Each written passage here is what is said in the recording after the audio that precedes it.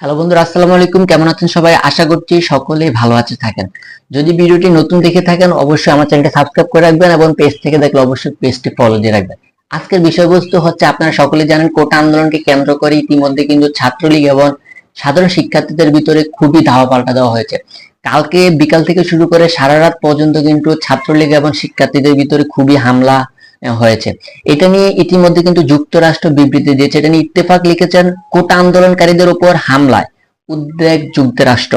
বাংলাদেশ সরকারি চাকুরিতে কোটা সংস্কারের দাবিতে আন্দোলনরত সাধারণ শিক্ষার্থীদের উপর হামলার ঘটনার উদ্বেগ প্রকাশ করেছে যুক্তরাষ্ট্র। এছাড়াও ছাত্রলীগের হামলার নিন্দাও জানিয়েছেন দেশটি। একই সঙ্গে বাংলাদেশ চলমান আন্দোলনের সকল বিষয় নিবিড়ভাবে পর্যবেক্ষণ করা হচ্ছে বলে জানিয়েছেন মার্কিন প্রশাসন। আসলে কিন্তু ইতিমধ্যে যুক্তরাষ্ট্র এটা বিবৃতি দিয়েছে যে সাধারণ শিক্ষার্থীদের উপরে যে ছাত্রলীগ যে হামলা চালিয়েছে কালকে রাত্রে, এটার প্রতিটা পদক্ষেপ তারা নজরে রাখছে এবং ছাত্রলীগের সংগঠনের প্রতি তারা নিন্দাও জানিয়েছেন। আসলে এটা খুবই ন্যাক্কার একটি কাজ। সাধারণ শিক্ষার্থীরা শুধুমাত্র কোটা আন্দোলনের জন্য তারা প্রতিবাদের জন্য রাস্তায় নেমেছে, কিন্তু তার উপর বারবার ছাত্রলীগ কেন হামলা চালাচ্ছে এটা নিয়ে যুক্তরাষ্ট্র ইতিমধ্যে কিন্তু ক্ষেপে গিয়েছে এবং তারা কিন্তু বিবৃতি প্রকাশ করেছে। আজকের নিউজ যদি আপনার নিউজ পত্রিকাগুলো দেখেন, যুক্তরাষ্ট্র থেকে শুরু করে বিভিন্ন কয়েকটা দেশ এসব নিউজ যারা দেখেছে তারা অবশ্যই ইতিমধ্যে কিন্তু বিবৃতি জানিয়েছে যে এটা আসলে খুবই খারাপ একটা কাজ হয়েছে।